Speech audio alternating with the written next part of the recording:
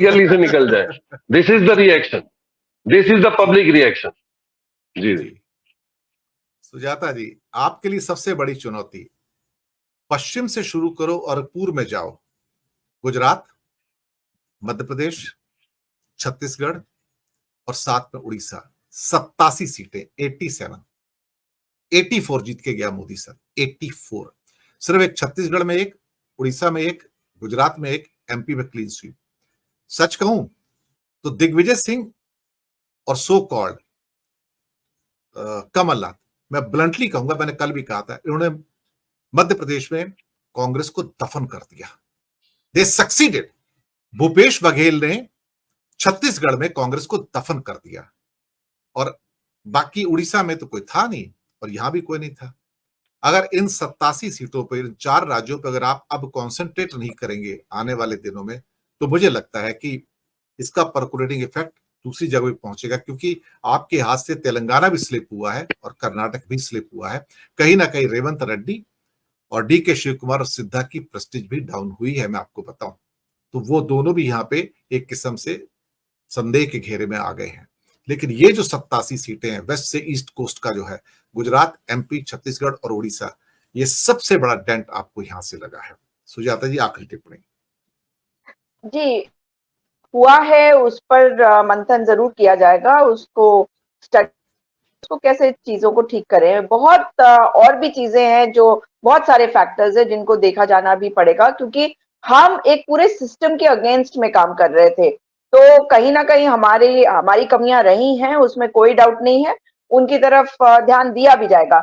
लेकिन मैं अगर आज की बात करूं तो मुझे एक बड़ी अजीब सी चीज दिखाई दी है, जो कुछ दिनों से चैनलों पे दिखाने की कोशिश करी जा रही थी। मोदी 3.0 दिखाने की कोशिश वो कर रहे थे, जैसा आपने कहा ये एनडीए 3.0 है, और मोदी जी ने आज ये कहा है कि हमने सबको गले लगाया है, सबको गले लगाने में कोई कमी नहीं रखी। फिर एक अजीब सी बात कही, जहां कम वहां हम, ये अभी इन्होंने कुछ देर पहले कहा है, जहां कम वहां हम की भावना से हमने काम किया है।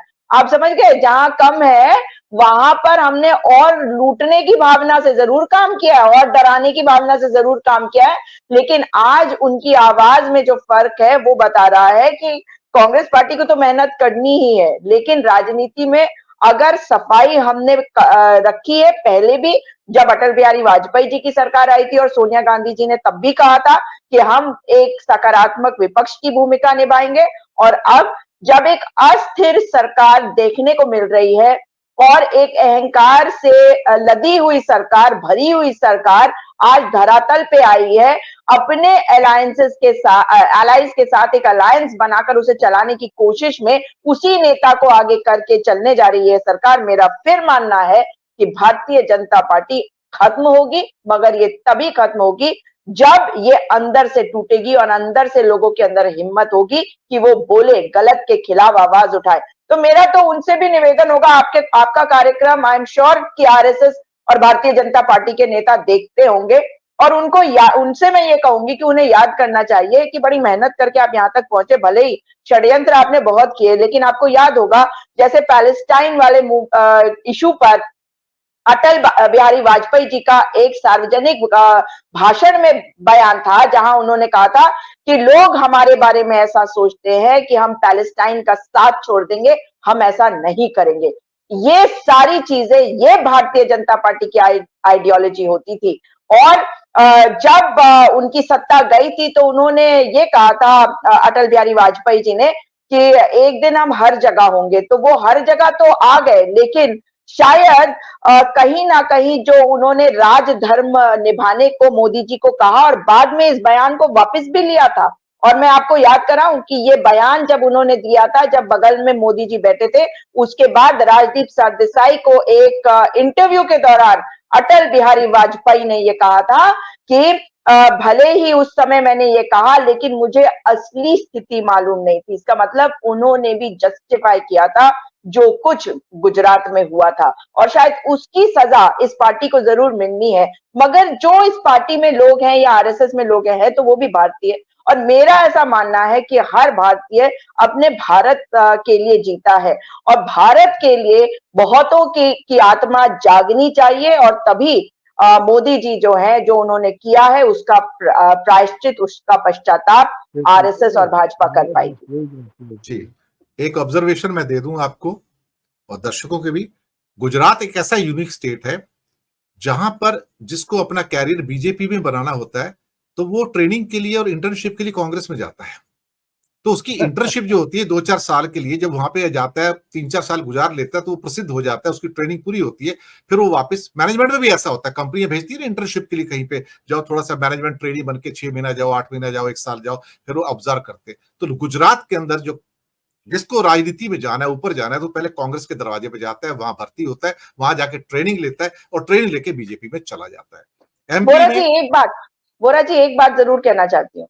अभी कुछ दिन पहले मोदी जी ने एक इंटरव्यू में, ये जो मैनिपुलेटेड इंटरव्यूज हैं, इसमें कहा था कि उस वक्त लिंगडो जी थे चीफ इलेक्शन कमिश्नर, उन्होंने बहुत परेशान किया था मुझे याद है वो तस्वीरें जो दूरदर्शन पर मैंने देखी थी, जब 2002 के दंगों के बाद जिस तरह से गुजरात में सब कुछ हुआ और चुनाव के पहले लिंगडो जी खुद वहां पहुंचे थे और तब गरीब मजलूम लोग अपने घरों से बाहर आए और उन्होंने उनको कहा अभी चुनाव में हम नहीं जाना चाहते, हम वोट हमें नहीं देने दिया जाएगा। वहां पे जो डर का माहौल था उसे देखकर उन्होंने उस डीएम को वहीं लाइव टेलीविजन पे, मुझे याद है देखते हुए, कि उन्होंने किस प्रकार से डांटा था और चुनावों को पोस्टपोन किया था। और उसी तरह से अब एक नए लिंगडो के आने की जरूरत है और वो आके रहेगा, क्योंकि भारत के लोकतंत्र ने दिखा दिया, जनता जनार्दन ने दिखा दिया कि अगर तुम्हें हम अर्श पर बैठा सकते हैं तो फर्श पर भी लेटा सकते हैं। जी, तो मैं कहूंगा कि ये आपके दिग्विजय, आपसे नहीं कह रहा हूं, लेकिन कांग्रेस को सोचने की जरूरत है कि जब तक कमलनाथ और दिग्विजय जैसे लोग रहेंगे, उनको लिए एक वर्ड यूज करूंगा, let Congress boot them out, send them into Margdarshak Mandal और समथिंग लाइक, और tell them to take retirement for politics and go away because you have damaged the Congress, आपने दफन कर दिया है। लेकिन उधर मैं गौरव गोगोई की तारीफ करूंगा साथ में।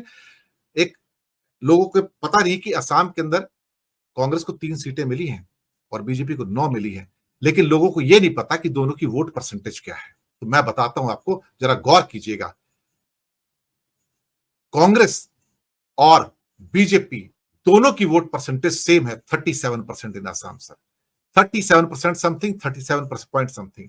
ये आश्चर्यजनक चीज है कि वहां पे गौरव गोगोई ने अपनी वोट परसेंटेज को इंक्रीज करवा लिया और बीजेपी की वोट परसेंटेज को डाउन करवाया। ठीक है, उनको 9 सीटें जरूर मिली है, इनको 3 मिली है, लेकिन सेम परसेंटेज पे लेके आए हैं। That is the rise of Congress in Assam. आने वाले दिनों में आप देखेंगे, बहुत कम लोगों ने इस पॉइंट को नोट किया है, जो हमारी जितनी भी डिबेट्स हो रही हैं, कि असम में वोट परसेंटेज बीजेपी का और कांग्रेस का सेम है, 37%, 37%। ये आश्चर्यजनक चीज है, भारत का अद्भुत लोकतंत्र।